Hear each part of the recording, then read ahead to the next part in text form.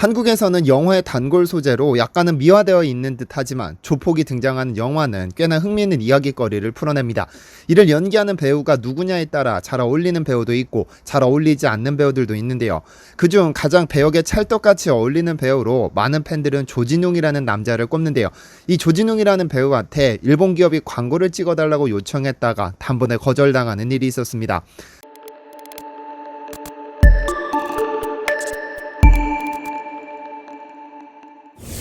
안녕하세요, 디스멘털입니다.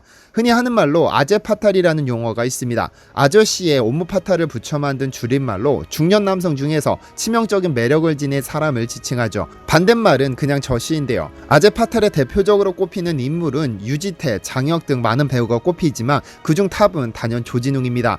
180을 훌쩍 넘는 키에 TVN 드라마 시그널에서 보여준 우직한 형사의 모습으로 많은 여성들의 마음을 흔들어 놓기도 했죠. 그런데 원래 조진웅이라는 배우는 강한 캐릭터가 어울리는 소위 조폭 전문 배우였습니다. 대표적으로 2004년 말죽거리 잔혹사의 야상마 패거리를 시작으로 야수, 범죄와의 전쟁, 파파로티 등등 많은 영화에서 그러한 역할을 맡아왔으나 미워할 수만은 없는 그런 캐릭터를 연기해왔죠. 그런데 이 조진웅이라는 배우를 관통하는 한 가지 키워드가 있습니다. 바로 애국심 또는 외골수라는 키워드인데요. 지난 2017년 방송된 용감한 기자들이라는 프로그램에서는 조진웅이라는 배우의 이야기가 전해졌습니다. 한 연예부 기자는 조진웅은 거액의 광고가 들어와도 고집을 부리는 대표적인 배우라면서 한 번은 수억 원에 이르는 광고가 들어왔는데 거절했다고 밝혔습니다. 왜냐하면 광고의 모태가 일본이기 때문이라고 전했죠.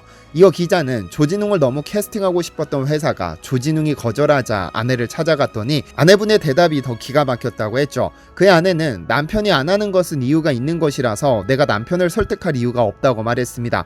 조진웅은 특이한 이력의 소유자이기도 합니다. 주연으로 출연한 명량으로 주연 배우로 1000만 관객을 넘어서기도 했고 조연으로 출연한 암살에서는 조연 배우로 1000만 관객을 넘어서는 배우로 남기도 했는데요. 그 외에도 수많은 히트작에 출연한 대배우 중 한 명입니다.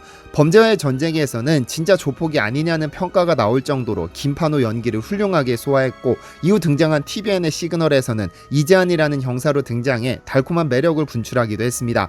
그 외에도 사극, 현대극 할 것 없이 맡은 배역에 완전히 몰입하며 매번 인생작을 경신해내고 있습니다.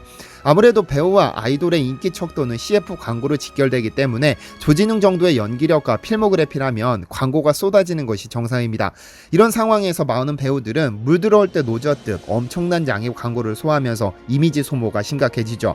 그러나 조진웅은 수억 원에 이르는 탑클래스급 CFJ를 뿌리쳤는데 그 이유가 일본 기업이 모태인 광고를 찍을 수 없다는 것이었습니다.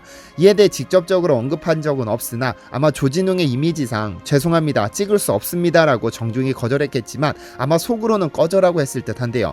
과거사에 대한 반성 없이 모르쇠를 일관하는 태도와 독도를 자기네 땅이라고 우기는 일본과 관련된 기업의 광고는 찍을 수 없다는 애국심 때문에 그랬을 겁니다. 그러나 어떻게 해서든 그를 출연시키고 싶어 했던 회사는 조진웅의 아내를 찾아갔더니 그의 아내 역시 남편이 안 하는 것에는 이유가 있다며 일부러 강요하지 않겠다고 말해 놀라움을 자아냈습니다. 이런 덕분일까요? 네티즌들은 그에게 개념 배우 및 사이다 같은 배우라는 별명을 지어주기도 했습니다.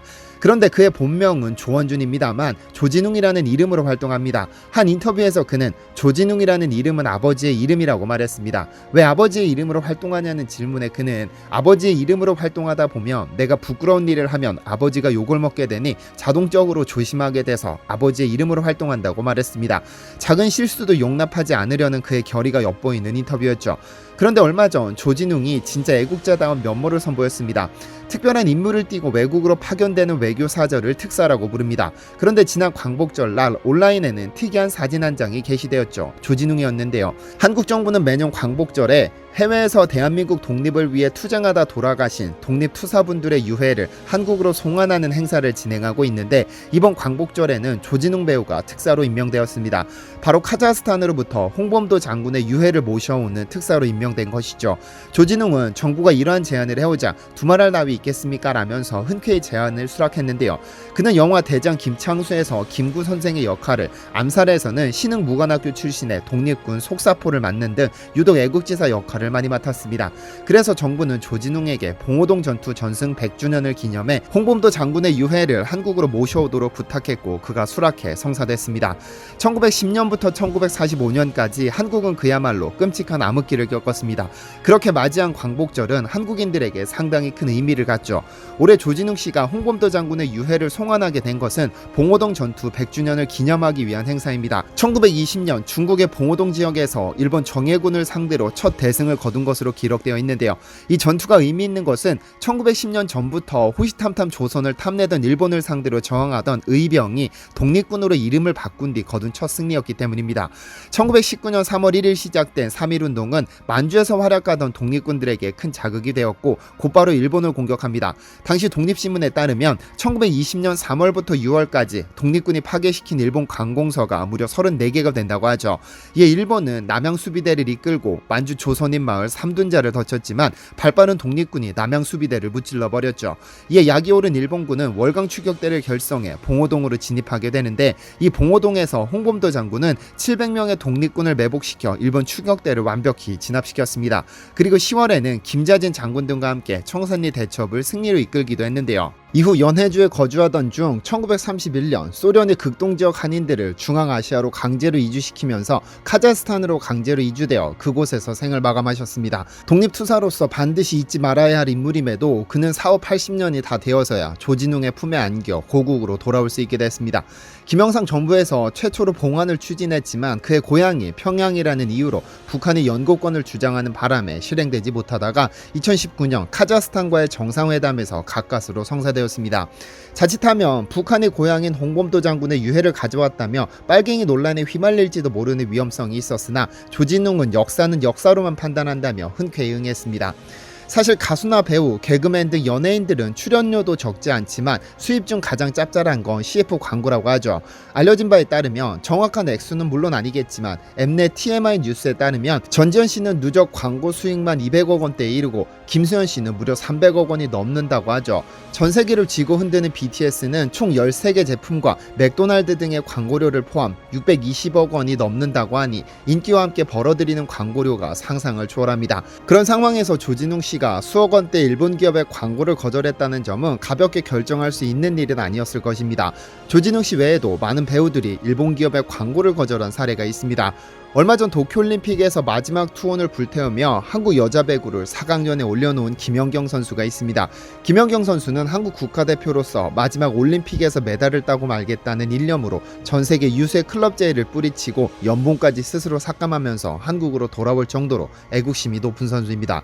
그런데 일본을 시작으로 터키, 중국, 다시 터키리그에서 활약하면서 우승 청구사라는 별명을 가진 그녀는 모든 광고주들이 군침 흘리는 광고 모델이죠. 특히 세계 최고 공격수라는 이름이 아깝지 않은 그녀에게 운동용품을 협찬한다면 해당 기업의 가치는 상당히 높아지죠. 우리나라 국가대표의 경우 2006년부터 아식스로부터 운동용품을 후원받고 있으며 김연경 선수는 개인적으로 2014년 5월부터 미즈노로부터 스포츠화를 후원받고 있는데요. 그런데 지난 2017년 8월 15일 필리핀 알론테에서는 제19회 아시아 여자배구 선수권 8강전이 열렸습니다. 한국 대표팀은 대만을 맞아 3대0으로 완승을 거뒀는데 이 경기 결과보다 더 큰 주목을 받았던 건 김연경 선수의 운동화였습니다. 왜냐면 미즈노로부터 제공받은 노란색 운동화 양 옆에는 미즈노 브랜드가 아니라 자신이 직접 써붙인 8.15 대한독립 만세라는 문구가 적혀 있었으니까요. 원래 프로 선수는 자신을 후원하는 후원사의 로고를 돋보이게 하는 것이 프로 선수의 본분이고 자신을 후원해준 후원사에 대한 예의이기는 합니다. 다만 광복절이라는 기념비적인 날을 위해 김연경은 미리 한국 브랜드를 신으면 안 되겠냐고 문의했으나 어렵다는 답변을 받았고 그럼 그 대안으로 테이프에 이 문구를 쓰겠다고 허락을 받았다고 하죠.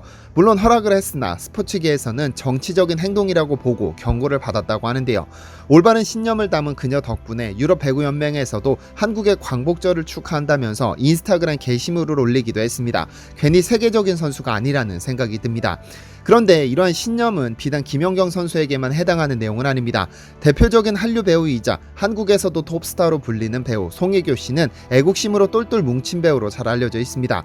그녀는 한국 알리기 전문가 서경덕 교수와 함께 전 세계 곳곳에서 진행되는 프로젝트에 후원을 아끼지 않는데요. 그녀는 신념을 위해 거액의 광고 제안을 거절한 적이 있습니다. 바로 전범기업 미쓰비시입니다. 당시 송혜교 씨는 어마어마한 인기를 끌었던 태양의 후예라는 드라마에 출연 중이었는데 이 드라마의 위상이 대단했죠. 그렇다 보니 주연으로 출연한 그녀에 대한 광고주들의 광고 제의가 쏟아졌는데요. 그중 미쓰비시는 그녀에게 중국에서 방송될 자동차 CF 모델로 무기로 서줄 것을 제의했으나 그녀는 고민도 하지 않고 거절했다고 하죠. 그녀는 일제강점기 강제노역으로 소송을 진행 중인 전범기업의 광고에 출연할 수 없다는 이유를 들었습니다. 괜히 톱스타로 불리는 것이 아니라는 생각이 듭니다. 몇 년 전 일본의 DHC라는 브랜드 본사 측에서 한국에 대한 혐오 발언을 쏟아내면서 분노를 샀던 적이 있습니다. 당시 일본의 무역 규제로 촉발된 일본 제품 불매운동에 대해서 DHC 본사는 한국은 원래 바로 뜨거워지고 빨리 식는 나라라고 말하기도 했고, 조선인을 비하하는 조센딩이라는 표현까지 써가면서 조센딩은 한자를 썼는데 문자하지 못해서 일본에서 만든 교과서로 한글을 배포했다. 일본인이 한글을 통일시켜 지금의 문제가 됐다는 망언을 쏟아냈는데요. 당시 DHC는 정유미 씨가 모델로 출연하고 있었는데 이 발언의 심각성이 알려지자 정유미 씨 측에서는 일방적으로 초상권 사용 철회 요청과 함께 모델 활동 중단을 요청했습니다. 해당 기업과의 재계약 역시 없을 것이라고 못 받기도 했죠. 드라마 이태원 클라스에서 주인공 박세로이의 대사 중에 소신의 대가가 없는 그런 삶을 살고 싶습니다라는 말이 있죠. 돈이 최고인 세상에서 이 돈의 유혹을 뿌리치기란 그 어떤 것보다도 어려울 텐데요. 우리가 이렇게 자유롭게 살 수 있는 세상을 만들어준 분들의 노고를 기리는 일에는 그 어떤 유혹에도 이겨낼 수 있는 소신을 모두가 가질 수 있길 바라봅니다. 시청해주셔서 감사합니다.